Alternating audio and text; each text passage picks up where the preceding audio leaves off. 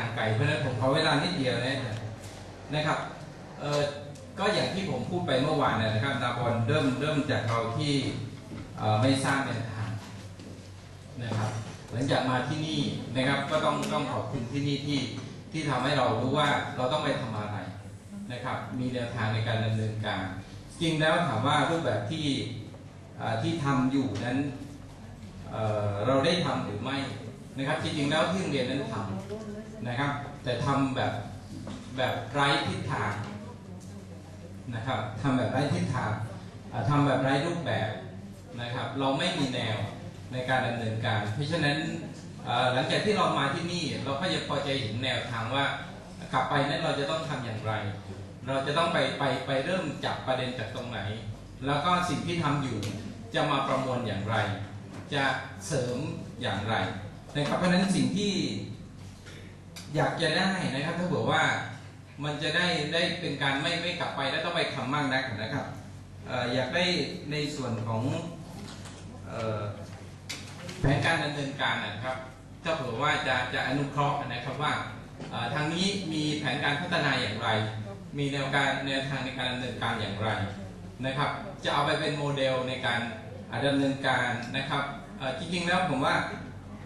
การที่เราจะเอาไปแล้วใช้ทั้งหมดคงเป็นไปไม่ได้นะครับเพราะว่าศักยภาพไม่เหมือนกันนะครับทีนี้ถ้าเผื่อว่าเอาไปมันคงจะเป็นแนวทางไปปรับใช้นะครับอันนั้นก็จะเป็นเรื่องที่น่าจะเป็นประโยชน์นะครับก็คิดว่าน่าจะเป็นสิ่งที่ดีนะครับที่มีโอกาสได้จัดอย่างนี้ผมว่าโอกาสต่อไปถ้าจัดบ่อยๆก็น่าจะดีนะครับอย่างน้อยๆเราจะได้มาแลกเปลี่ยนเรียนรู้ซึ่งกันและกันนะครับก็ต้องขอบพระคุณทางสุราษฎร์พิทยาขอบคุณครับสวัสดีนะคะเพื่อนๆจะจบกันแล้วสำหรับโรงเรียนมัธยมพัชรกิติยาภา3สุราษฎร์ธานีนะคะจริงก็อยู่ไม่ไกลหรอกประมาณห่างจากตัวเมืองไปประมาณ12 กิโลเมตรนะคะกับโรงเรียนสุราษฎร์พิทยาก็ติดต่อกันบ่อยนะคะกับอาจารย์กิตติมานี่ก็เคยมาใช้บริการท่านบ่อยๆสำหรับตัวโครงการนะคะก็ถือว่าเป็นสิ่งที่ดีอะค่ะถึงแม้ว่าเราจะได้เอาไปใช้ยังไม่เต็มหน่วยนะคะแต่ก็คิดว่าจะไปประสานกับ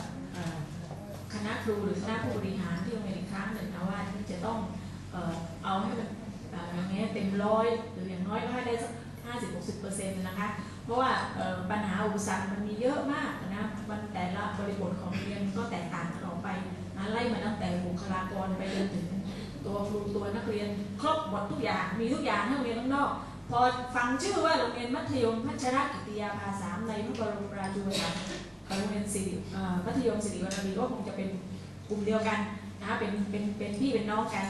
ทุกคนก็จะมองว่าต้องพร้อมทุกอย่างนะคะโอ้โรงเรียนน้องไม่อยู่โรงเรียนดังเลยนะเนี่ยต้องมีครบทุกอย่างเลยแต่ในความเป็นจริงไม่ใช่ค่ะมันก็เหมือนกับโรงเรียนทั่วๆไปนะคะยังต้องอาศัยพี่ๆนะคะช่วยอีกเยอะนะคะแล้วก็ถ้าอย่างไงโอกาสต่อไปนะคะอาจารย์กิติมาถ้าอย่างไงหนูจะมาขอรบกวนอาจารย์นะคะขอบคุณมากเลยค่ะสวัสดีค่ะท่านอาจารย์ทุกท่านค่ะดิฉันมาจากโรงเรียนพัทลุงพิทยาคมนะคะ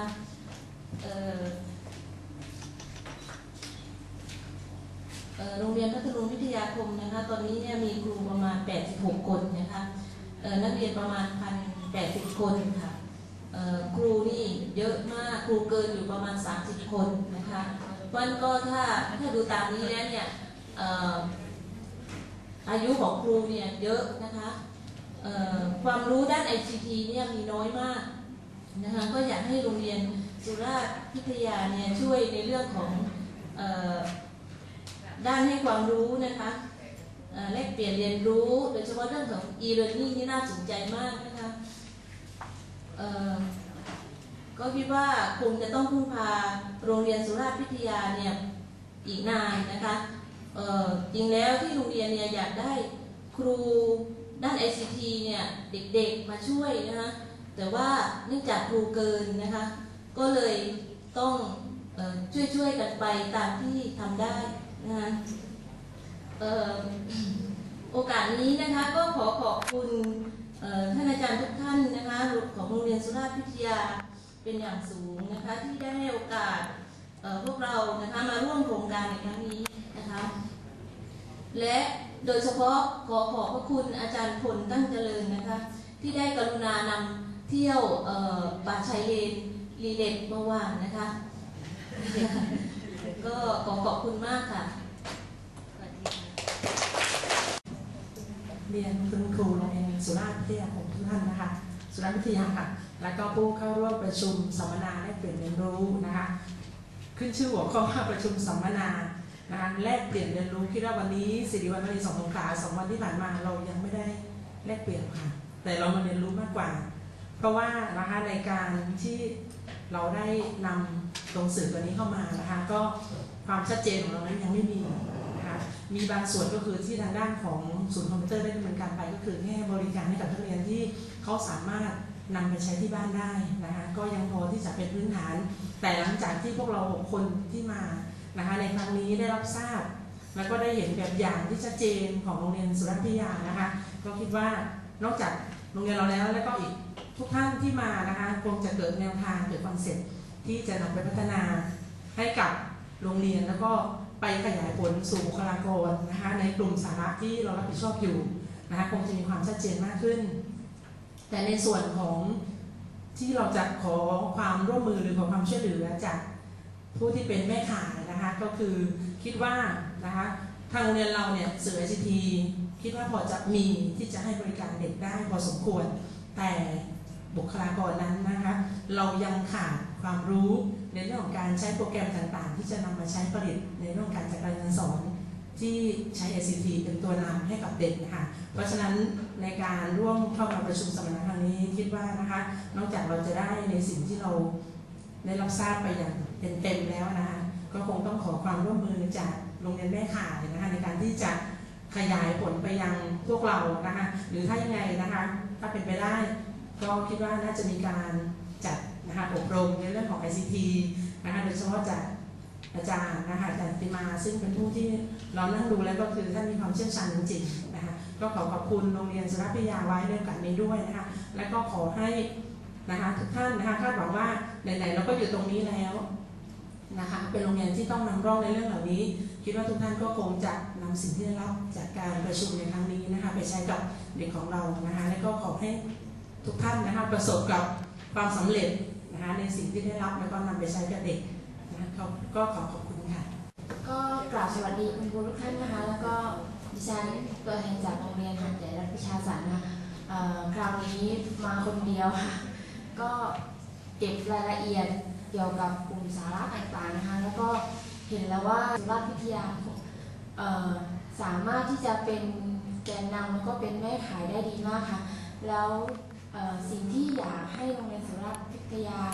ช่วยก็คือเรื่องของการจัดอบรมการสร้างสื่อค่ะแล้วก็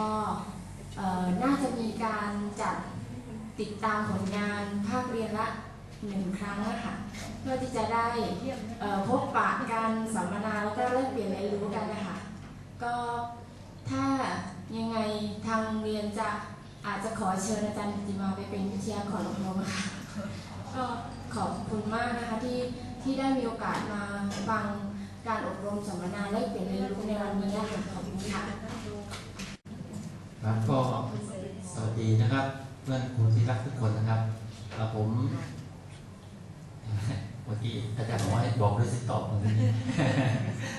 ครับจากเดิมผมอยู่ที่นี่นะครับจากสิทธิ์เก่าที่นี่ม.1 รุ่นแรกนะครับแล้วก็ตอนนี้อยู่ที่เมืองหลังสวนนะครับเป็นเพิ่งจะมาประมาณสัก3 เดือนนะครับจากเดิมเนี่ยที่มาเนี่ยผมไม่รู้อะไรเลยเหมือนกับมาไปศูนย์เหมือนกันนะครับว่าการแลกเปลี่ยนเรียนรู้ตรงการใช้สื่ออะไรตรงไหนอย่างไรนะครับแต่เมื่อมาได้คุยมาได้พบปะกันในกลุ่มนะครับ แล้วก็ในการที่จะได้พูดคุยนำเสนอของหลายคนนะครับก็ได้แนวทางว่าแต่ละคนเขาได้ดำเนินการไปถึงไหนอย่างไรนะครับของเรียนบางส่วนนั้นยังไม่ได้ใช้นะครับได้รับไปแต่ว่ายังไม่ได้ใช้นะครับเชื่ออนาคตก็คงจะเอาไปใช้ได้นะครับเพราะได้มีแนวทางที่เห็นจากหลายโรงเรียนนะครับว่าบางโรงเรียนก็เป็นรูปธรรมที่ชัดเจนขึ้นนะครับก็ยินดีด้วยกับที่ได้ดำเนินการไปน ครับแล้วก็คิดว่าในส่วนหนึ่งนะครับก็คงอิจฉาโรงเรียนที่มีความพร้อมครับเพราะโรงเรียนที่ความพร้อมก็มีอะไรที่ให้เราเห็นอะไรมากมายนะครับ ก็ยังคิดว่าในอนาคตข้างหน้าเนี่ยเราเป็นเหมือนกับเป็นเครือข่ายที่มีโอกาสที่จะพูดคุยกันมากขึ้น มีอะไรที่มีการจัดขึ้นมาเนี่ยอยากจะให้แจ้งไปตามเครือข่ายเราด้วยว่าเราได้มาร่วมอบรมได้ร่วมมาพูดคุยได้ร่วมมาพบปะกันแลกเปลี่ยนกันเพื่อจะได้เห็นว่าต่อไปข้างหน้าเราจะไม่ได้อาจจะไม่ได้บอกว่าเราจะไปถึงข้างหน้าหรืออะไรอย่างไรได้มาคุยกันแล้วก็เดินไปในทางที่ไปในลักษณะของพร้อมๆกันนะครับอาจจะไปคนละทางกันนะครับที่แต่ละถนัดของแต่ละคนน่าจะมีบริบทที่ต่างกันของแต่ละโรงเรียนนะครับที่เราอาจจะพบอยู่ว่าโรงเรียนเล็กก็จะเป็นสภาพหนึ่งโรงเรียนใหญ่อีกสภาพหนึ่งนะครับนั่นคือสภาพที่เราจะพบที่โรงเรียนนะครับในส่วนหนึ่งที่เราอาจจะพบตรงนี้ก็คือในการที่เรามาครั้งนี้นะครับเราก็ได้จุดประกายต่างๆมากมายนะครับกลับไปก็คงจะได้กลับไปทบทวนว่าเราจะทำอะไรกันก็อยากจะให้พวกเรานั้นหรือแม่ข่ายของโรงเรียนที่เป็นแกนนำอยู่เนี่ยนะครับอาจจะมีการที่มีแนวทางที่จะดำเนินการให้กับโรงเรียนอื่นๆว่าลักษณะที่จะดำเนินการต่อไปเป็นอย่างไรบ้างเพื่อจะให้เราได้มีแนวทางชัดเจนมากขึ้นนะครับแล้วก็ขอบคุณครับสุดท้ายนะคะของการประชุมสัมมนานะคะลำดับต่อไปนี้จะเป็นพิธีมอบเกียรติบัตรนะคะแก่ผู้ประชุมสัมมนาทั้งหมด8โรงเรียนนะคะขอเรียนเชิญท่านผู้ในวยการโรงเรียนสุราษฎร์พิทยาท่านผอ.สาธรลิขชัยให้เกียรติมอบเกียรติบัตรนะคะสำหรับโรงเรียนที่โรงเรียนมัธยมศิริวัณวรี2นะคะ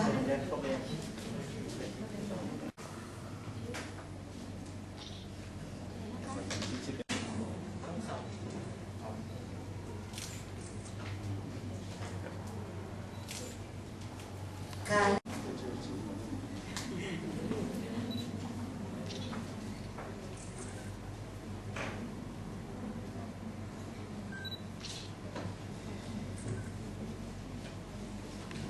ด้วยโรงเรียนพัทลุงวิทยาคมค่ะ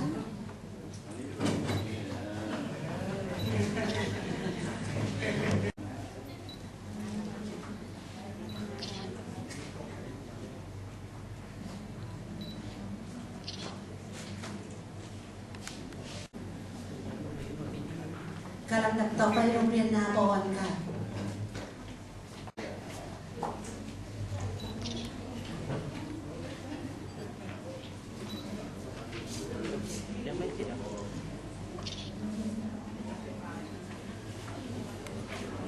การลำดับต่อไปนะคะโรงเรียน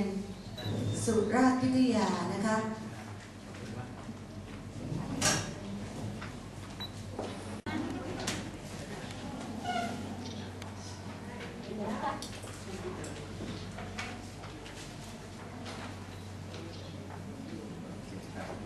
ทุกคน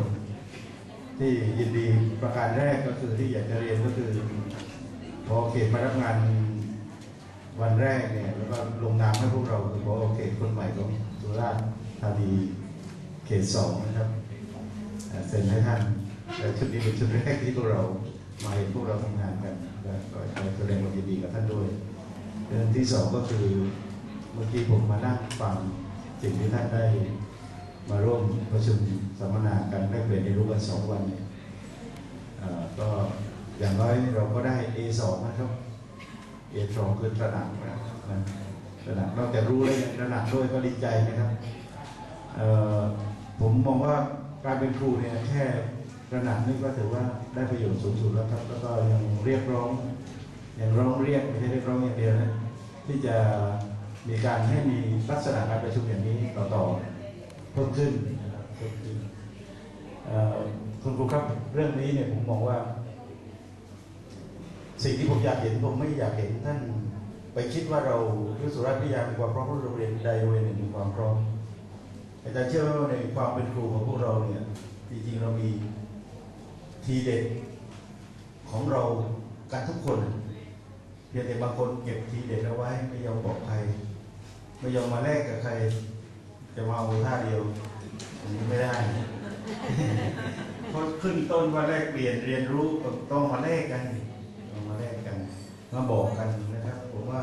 มันต้องมีนะมันต้องมีแม้ความสำเร็จของโรงเรียน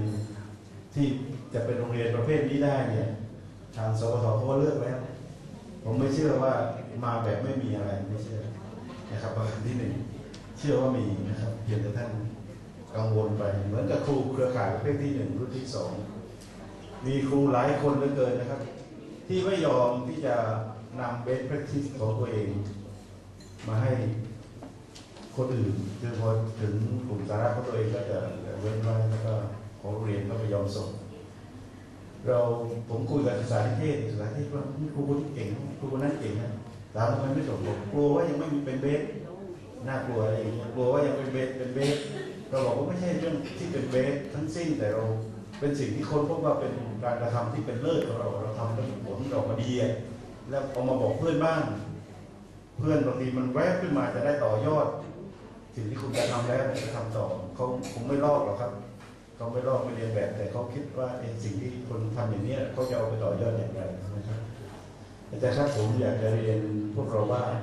ต่อเนื่องจากที่ผมคุยกับพวกเราเมื่อวานนิดหนึ่งว่าหมดสมัยที่จะ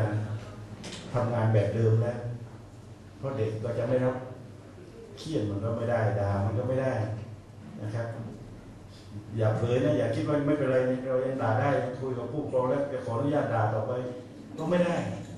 ถ้าท่านด่าต่อไปท่านก็เขียนงานออกมาเป็นเพื่อประโยชน์กับตัวเองไม่ได้เลยนะครับท่านต้องมีเทคนิคและวิธีการที่เป็นเลิศเท่านั้นที่จะจูงใจคนให้ทำได้เหมือนกับท่านเปิดร้านอาหารหรือขายของอะไรสักอย่างหนึ่งคงไปบังคับใครเข้ามาซื้อในร้านไม่ได้แต่ถ้าต้องมีวิธีการที่เป็นเลิศของท่านที่จะจูงใจลูกค้ามาซื้อของท่านได้อย่างไรเหมือนกันอาชีพครูก็เหมือนกับอาชีพอื่นๆลักษณะนี้นะครับยังเป็นอาชีพเดียวที่ยังหลอกลูกศิษย์ได้ยกมือไหว้เราได้อยู่ขนาดนี้ถ้าท่านให้เรากินภาษีกินเงินเดือนเลี้ยงลูกเลี้ยงครอบครัวจากภาษีของพ่อแม่เขาเลยยังบังคับให้ทั้งพ่อแม่ทั้งลูกมาไหว้เราอีกมันมีอาชีพไหนอาชีพเราก็รองนักการเมืองหน่อยทำเสร็จก็เพื่อยกมือไหว้ในขนาดนี้เดี๋ยวนี้เป็นต้นเพราะฉะนั้นก็เลยว่าเราต้องเปลี่ยนแปลงสำคัญที่สุดคือต้องเปลี่ยนเมื่อไรที่ไม่ที่เปลี่ยนก็ไม่ได้หลายโรงมาบ่นว่าครูแก่มีใครไม่แก่ไหมนะผม58แล้วนะว่าผมด้วยแล้วว่าครูแก่เรื่องแก่นี้หนีไม่พ้นนะครับคนในรับรองพวกเราได้เกษียณแล้วทุกคนถ้าไม่รีบบอกซะก่อนนะครับถึงวันถ้ายังรับราชการอยู่เพราะฉะนั้นแก่ไม่ใช่สำคัญเพราะว่าผมให้ครูอาจารย์กิติมาไปดูงานที่โรงเรียนราชวินิตบางแก้วไปใช่ไหมที่ราชวินิตบางแก้วครูก็แก่ทางฝ่ายเทคโนโลยีฝ่ายที่ดูแลเรื่องที่จะทำสื่อพวกนี้ต้องเปลี่ยนวิธีการมาเรื่องก็คนพวกเราที่มาที่นี่ก็ต้องไปเปลี่ยนว่าถ้าครูแก่บ้างนะไม่สามารถทำอะไรได้มากเราก็ต้องไปช่วยหาให้แกเปิดใช้อย่างเดียวแกจะไม่แกเปิดเครื่องเป็นหรือเปล่าให้แกเปิดใช้อย่างเดียวถูกไหมมันก็ช่วยกันทั้งโรงเรียนมันก็ช่วยกันทั้งโรงเรียนมีก็ถามอาจารย์กิติมาดูว่าที่ราชวินิตบางแก้วเขาทำยังไงผมไม่อธิบายตรงนี้เมื่อคืนพอดีแม่ของดร.ชุดเสียอยู่ที่บ้านอาสาเมื่อคืนก็ผอ.สวนกุหลาบวิทยาลัยก็มาแล้วก็ผมก็ดูแลตอนถึงตอนเช้าเนี่ยท่านก็บอกว่าที่สวนกุหลาบยิ่งเลยให้ใหญ่เลยไอ้นั่นมันอีโก้ซูเปอร์อีโก้สูงเหลือเกินครูนึกภาพบอกครูที่สอนลูกศิษย์เป็นนายพลนะเป็นรัฐมนตรีเหลิมมาเรียนที่นั่นไม่หรอกมันครูบางคนชนิดที่ว่าตกวิชาศีล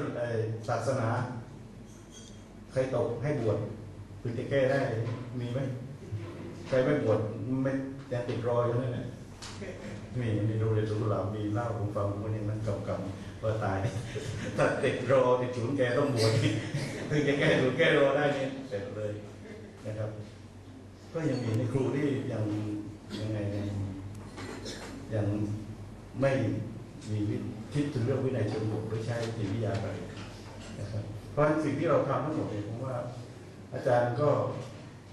เรื่อง ICT ก็โอเคแต่ว่าการเรียนรู้ด้วยตนเองเนี่ย ผมว่าพวกเราสามารถมาเล่าได้หลายเรื่อง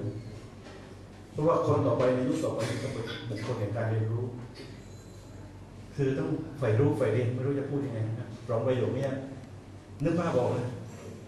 ผมเจอคู่ผัวเมียอายุตั้ง50 กว่าปีฝรั่งนั่งเรือยอชต์มาที่คอเองรู้จักคอเองไหมทำไปภูเก็ตแล้วที่มันเลี้ยวแรงๆเนี่ยเข้าไปพอถึงเกาะภูเก็ตแล้วมันที่เลี้ยวอย่างมากเลยตรงนั้นเราจะมีท่าเรือยอชต์อยู่ท่านึงเราแวะเข้าไปกินที่นั่นเพราะว่ามีคุณลุงคนหนึ่งเป็นคนแถวสมุทรสาครแกไม่เคยใส่เสื้อเลยแต่คุณป้าก็ลุงว่าถุงเนี่ยทำกับข้าวแล้วฝรั่งมานั่งเต็มเลยลุงพนักงานเสิร์ฟไม่เคยใส่เสื้อเลยแล้วฝรั่งที่มากินก็คือเอาเรือยอชต์มาจอดที่นั่นคนมีเรือยอชต์เนี่ยครับต้องมีเนี่ยเพราะเรือยอชต์บางอย่างต่ำก็50 ล้านบาทครับ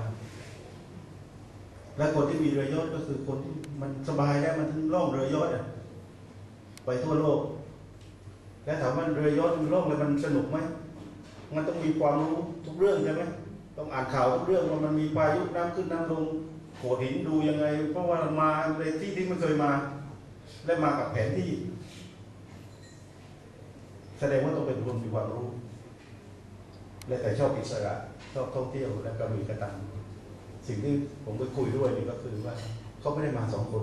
ได้อยู่กัน2 คนเขาบอกลูกเขาขึ้นที่ปีนันเพื่อจะบินกลับไปฝรั่งเศสไปสอบปฏิบัติแต่เขาเวลามาเนี่ยเขาก็เรียนทั้งลูกเรียนมาในเรือเนี่ยเรียนอะไรอย่างเงี้ยแล้วพอถึงเวลาสอบเข้าเกณฑ์สอบได้นะแต่ตอนนี้ต้องไปสอบปฏิบัติเลยต้องเป็นแล้วมารออยู่ที่ภูเก็ตเดี๋ยวลูกก็จะบินมาสอบเสร็จแล้วก็จะบินมาที่ภูเก็ตแล้วนั่งเรือยอชต์ต่อบุคคลไหนก็เรียนรู้ต้องเรียนรู้ด้วยตัวเองถูกไหมครับเรียนรู้ด้วยตัวเองพ่อฉลาดแม่ฉลาดถ้าเป็นคนไทยลูกไม่รู้ตอนที่ข้อสอบที่ต้องสอบทางอินเทอร์เน็ตทำไมลูกต้องทำเองพ่อแม่ทำให้ก็ได้ถ้าเป็นคนไทยถูกไหมแต่ผมว่าคงไม่ใช่ถ้าฝรั่งคงไม่ใช่ลูกต้องทำเองเหตุตรงนี้ที่มันต่างกันเยอะๆนะก็อยากจะบอกพวกเราว่าถ้าเราดูหัวเรื่องเนี่ยก็เราได้ทำได้หลายเรื่องแล้วเรามีอิสระที่จะคิดด้วยว่าทำยังไงเด็กได้เรียนรู้ด้วยตัวเองท่านต้องคิดเองมันถึงจะเป็นศาสตร์ของท่านมันจะเป็นทฤษฎีของท่านไม่ใช่ทฤษฎีของผมหรือทฤษฎีของใครสมองคิดต้องเริ่มทำงานนักแบบนี้นะแบบนี้เพื่อให้เด็กก็เราเป็นเด็กใฝ่รู้ใฝ่เรียนเราจะใฝ่รู้ใฝ่เรียนได้ยังไงเด็กไม่ชอบอ่านหนังสือถามว่าทำไมไม่ชอบอ่านหนังสือพอผมเข้าไปในห้องสมุดก็หนังสือมีแต่สีเหลืองเท่านั้นสีเหลืองคืออะไรกระดาษสีเหลืองมันจะเป็นสีน้ำตาลนะมันกรอบเลยเปิดไม่ได้มันจะหักมันขาดมันหักมันเป็นที่เก็บหนังสือเก่าเด็กสมัยนี้มันไม่อ่านนะครับหนังสือแบบนั้นมันอ่านเซวีน่ารู้จักเซวีน่าไหมอาจารย์เชื่อไหมมีหนังสือประเภทเซวีน่าหรือประเภทอะไรชื่อแบบฝรั่งนะแต่คนไทยเขียนนะแล้วก็จะเด็กประมาณสักปี 1 ปี 2 ปี 3ที่เรียนอยู่ในมหาลัยเป็นคนเขียนแล้วไปถามลูกศิษย์ท่านเถอะลูกศิษย์ท่านจะเป็นคนอ่านท่านอาจจะไม่เคยอ่านแต่ลูกศิษย์ท่านจะอ่านแล้วเท่านั้นเขาจะอ่านผ่านอาจจะผ่านหน้าเว็บก็ได้มันมีนะผมจำชื่อไม่ได้เว็บเป็นลูกสาวก็อ่านก็จะมีคนแต่งสมัครแต่งแล้วก็ลูกศิษย์ผมอยู่ม.5 ถูกไหมม.5 ตอนนี้อยู่ม.5 เขามีรายได้เป็นล้านแต่งหนังสือประเภทนี้นะครับที่ปกเป็นวัยรุ่นเป็นการ์ตูนวัยรุ่นนึงเด็กชอบอ่านประเภทนี้นะครับเพราะฉะนั้นถ้าห้องสมุดไม่มีหนังสือจูงใจให้อ่านผมก็ไม่เชื่อว่าเด็กจะรักการอ่านเด็กเก่งคอมพิวเตอร์ก็เพราะว่าเริ่มจากเกมเลยถูกไหมแล้วผมก็บอกครูสอนคอมพิวเตอร์เสมอว่าเมื่อเขาชอบเกมมากทำไมเราไม่ทำแกทำเรื่องแกผลิตเกมแกสร้างเกมทำแอนิเมชันเนี่ยสอนในเรื่องหุ่นยนต์เด็กมันชอบไปทางที่เขาชอบให้ไปสู่ที่ชอบทำไมไม่ให้เด็กไปที่ชอบเรายังอยากไปที่ชอบเลยพอตายแล้วเราก็ให้เขาไปที่ชอบแต่พอเด็กเราบอกว่าไปที่มันไม่ชอบ มันก็ไม่ไปมันก็ไม่ไปถ้าจะเห็นว่าเหมือนบิ๊กมันจะพังอยู่เรื่อยที่นี่เพราะเราไม่ให้เด็กขึ้นแต่เด็กแอบขึ้นเมื่อไหร่มันก็จะทำลายเพราะว่ามันเก็บใจมันไม่ค่อยได้ขึ้นนะตอนนี้ทำห้องน้ำสวยๆเนี่ยครูก็บอกว่าไม่นานมาพังแต่พอทำสวยแล้วไม่เห็นพังเพราะว่ามันได้สวยกว่าครูแล้วมันเรื่องอะไรมันจะทำให้พังเมื่อก่อนมันอยากจะทำให้พังเพราะมันเหม็นจะตายมันสกปรกถูกไหมครับก็เป็นอย่างนี้เป็นอย่างนี้เองเพราะฉะนั้นการจะให้ผู้เด็กนักเรียนเกิดการเรียนรู้ด้วยตนเองผมว่าต้องจูงใจให้เขาอยากเรียนแล้วก็ลักษณะงานที่อาจารย์มอบให้กับเด็กเนี่ยต้องเป็นลักษณะงานที่เด็กได้มีโอกาสได้ศึกษาค้นคว้าแล้วก็ไม่ใช่ให้ไปศึกษาค้นคว้าแล้วไม่บอกที่จะค้นคว้าด้วยยุ่งใหญ่เลยเด็กก็จะไปลอกไปคว้าอย่างเดียวไม่ค้นเพราะฉะนั้นต้องบอกว่ามันอยู่ในเว็บอะไรมันอยู่ในหนังสืออะไรในห้องสมุดเรามีอยู่กี่เล่มครูจองไว้แล้วนะอยู่ที่มุมนั้นมุมนี้อะไรเนี่ยเด็กก็จะไปค้นคว้าได้ง่ายขึ้นนะครับผมว่าให้เขาแล้วก็ให้แบบให้เพื่อนเอาได้ด้วยอย่าให้คนกว่าแล้วเด็กก็ไปหาไม่เจอได้แต่ใครได้มาแล้วคนลอกกันทั้งห้องเลยว่าตรวจเรื่องเดียวแล้วให้คะแนน9 กันได้ทั้งห้องเรียนเนี่ยนั้นก็ไม่ได้ว่าที่เดียวกันครับก็ฝากพวกเราที่นี้เห็นพวกเราเรียกร้องที่จะผมคงอนุญาตอาจารย์กิติมาไปบ่อยไม่ได้แต่ว่าสมมติว่าถ้าพวกเราสนใจนะครับเพราะว่างานนี้ผมก็ไม่อยากจะโทษใครอยากจะโทษสปทด้วยว่ามันยังไงมันบริหารงบประมาณมันไม่ได้บริหารงานเข้าใจไหมผมเป็นฝ่ายบริหารผมจะเข้าใจตรงนี้ว่าเขาบริหารงบประมาณคือมีเงินถึงก็จะส่งมาให้ทำทีนึงเขาไม่ได้บริหารงานไม่ได้คิดว่างานนี้มีคุณค่าและให้เราทำถ้าพวกเราเห็นว่ามันมีคุณค่าและเห็นถ้าพวกเราสามารถที่จะล็อบบี้ผอ.ได้ว่าถ้าโรงเรียนจัดให้เนี่ยอาจารย์สามารถเบิกเองมาจากโรงเรียนได้อย่างนี้บอกว่าเราไม่มีค่าลงทะเบียนอะไรหรอกสมมติอย่างนี้ได้เนี่ยเราจะแจ้งไปทุกครั้งที่เราทำกิจกรรมอะไรถ้าอาจารย์ก็คิดตัวเองว่ามันมีประโยชน์ไหมถ้ามีประโยชน์ก็มาร่วมอย่างนี้ดีกว่านะผมว่ามันจะมองเพราะที่นี่เราจัดรวมบ่อยมากนะครับจัดรวมบ่อยมากสำหรับท่านครูบาอาจารย์แต่ว่าคราวไหนที่เราอยากให้ท่านมาร่วมกันท่านก็ติดต่อกับทางเว็บไซต์ทางอีเมลกันได้อยู่แล้วถูกไหมก็ติดต่อกันมาอ้อนพอเสร็จเรียบร้อยหมดแล้วก็มาอ้อนอยากมาต่อแล้วก็มาที่นี่เราก็สามารถทำได้ครับสิ่งที่สำคัญก็คือผมว่าถ้าวันนี้มีประกายหลังจากนี้ก็ไป learning on the job ไปทำตัวเองให้ได้แล้ววันหลังก็จะได้ข้างบนมาแลกเปลี่ยนเลยและตอนนี้มาเรียนรู้จริงๆถูกไหมใครทำอะไรไปก้าวหน้าก็มาแลกเปลี่ยนกันผมหวังว่าวันนั้นจะเกิดขึ้นจริงในเร็ววันนี้